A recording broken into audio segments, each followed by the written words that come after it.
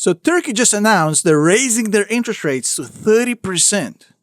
What's going on? Well, for that, we have to go way back into May 2023, when President Erdogan was selected for his third consecutive term as the president of Turkey. On the eve of the election, Turkey had 40% inflation, which sounds like a lot, but compared to 2022, where they had 80% inflation, things weren't that bad. But the problem is that inflation is rising. In August, Turkey went back to 60% inflation. So inflation is creeping back up. And the real numbers out of Turkey are probably a lot higher than the official government release we're getting right now. Now, Erdogan's refusal to raise interest rates for months and months and months on is well documented. And for a while, his refusal to raise rates worked just fine. The economy was great. Money was cheap. Money was plentiful. But at some point, when you print so much money, you have to pay the price. And the price for Turkey was the absolute destruction of its Turkish lira. The Turkish lira used to be 85 cents on a dollar. In 2014, this went down to 50 cents. Now, 3.7 cents of the US dollar can get you 1 Turkish lira. Essentially, what we have here is that wages in Turkey no longer cover the cost of living. Plus, Turkey went through a massive earthquake that cost about $100 billion to the Turkish economy. So what we have here is bad policies combined with massive earthquakes that equals economic hell. Now, the problem is that this is not the first rodeo for President Erdogan. He used to be called Prime Minister Erdogan. In fact, he's the de facto ruler of Turkey for the past 21 years. Since 2002, President Erdogan or Prime Minister Erdogan is the guy in charge. And now we have a problem of chronic inflation in Turkey that he has to fix. The problem is that this policy of not raising rates worked for him in the past. When he was the Prime Minister in 2002, about 20 years ago, he kept rates low. And until 2014, it worked to perfection. His first decade of rule was great. Turkey was getting about 5% GDP every single year. Foreign direct investments into Turkey were out of this world. The infrastructure investments by the government were massive. Real estate market was doing great.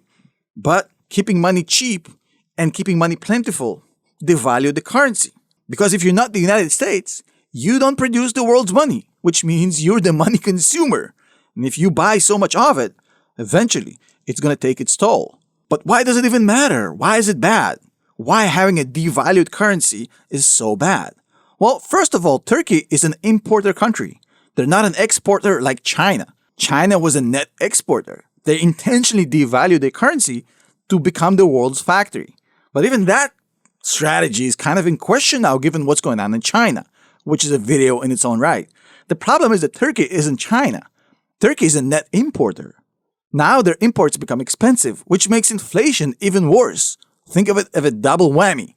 Inflation is causing currency devaluation, which is now raising the cost of goods to manufacture things, which raises inflation even more.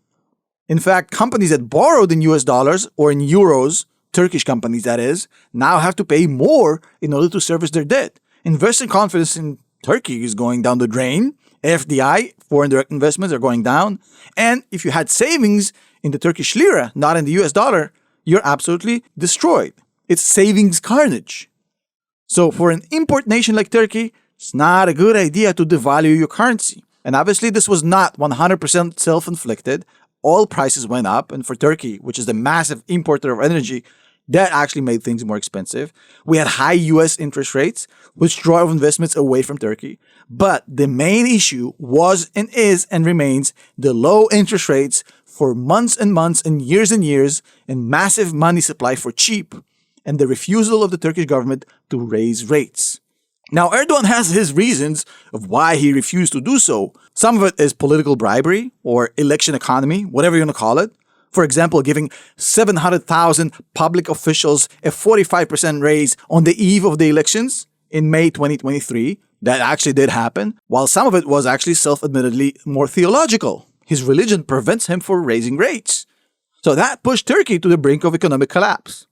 And May was the way out for Turkey. But nobody else got reelected in Turkey, and Erdogan ended up in the throne again. and tried solving the problems without raising rates by buying the Turkish lira with the foreign reserve currencies of Turkey and with help from the Saudis and Russia, which made things worse. When you spend your foreign reserves and you borrow in dollars to buy the devalued Turkish lira, surprise, surprise, you get absolutely slammed. Now, Russia has its own problems right now. The Saudis are tired of being the world's sucker, hint, hint, lucid, and the money supply for Turkey absolutely dried up. The election economy made it worse, so Erdogan had to pivot. This is what we're seeing right now. This is the guy who literally said that the interest rates are the mother of all evil. He literally said that interest on loans is the mother of all evil, and he would never raise interest rates. But once he got elected, he finally did it. He raised interest rates from 8% to 15% within a month.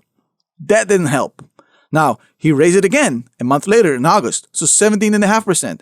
That did not help. He then raised it in September to 20%. That didn't help. And now he raised it from 20% to 30% within a single month. That probably will help. No need to save face anymore for El Dictator. The mother of all evils is no longer evil because at this point, the problems of Turkey are so severe that raising rates is actually the acceptable solution, despite all of the things that made him absolutely keep the interest rates so low. So the question is, will this help Turkey? The good news are, if you're a fan of Turkey, that yes, Turkey has a terrific economy that should have never been in the toilet. It has great demographics, diversified economies, absolutely massive growth, good market, high demographics, absolutely insanely great economy in a pole position for success. If the Turkish government had any sort of common sense and employed somewhat reasonable, sensible monetary policy, Turkey would not have been in this situation. Its economy is much, much better than 90% of the developing markets out there. So it is salvageable. It's good. But the problem is when you neglect the problem and you start working from the bottom, it's going to be very, very painful. The price is going to be much more expensive.